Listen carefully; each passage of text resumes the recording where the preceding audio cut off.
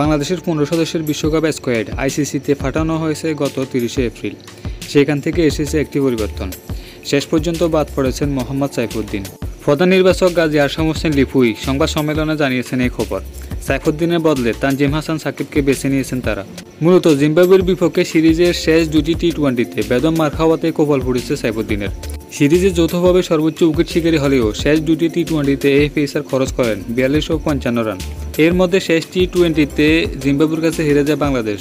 সাইফুদ্দিনকে কেন বাদ দেওয়া হয়েছে তার ব্যাখ্যায় লিপু একটা কথা জোর দিয়ে বলেন, তা হলো সাইফুদ্দিন প্রয়োজনের সময় ইয়র্কার লেগ ডেলিভারি করতে পারেনি, তাই মার খেয়েছে। সাইফুদ্দিনের ভুল এবং তানজিম সাকিবের উপর ভরসা করার কারণ ব্যাখ্যা করতে গিয়ে লিপু বলেন, আমরা শ্রীলঙ্কার বিপক্ষে তানজিম সাকিবকে দেখেছি, তার ত্যাগ এবং উইকেট শিকারের তৃষ্ণা তাকে এগিয়ে রেখেছে। সে একজন ভালো ফিল্ডারও। আমরা সাইফুদ্দিনের কাছ থেকে থ্যার্ড ওভারে যথেষ্ট ইয়র্কার বল পাইনি। সে এটি ঘরোয়া ক্রিকেটে করতে পেরেছে, কিন্তু জিম্বাবুয়ের বিপক্ষে করতে পারেনি। তার শর্ট পিচে করা কিছু বল ব্যাটারদের মাথার উপর দিয়ে গেছে।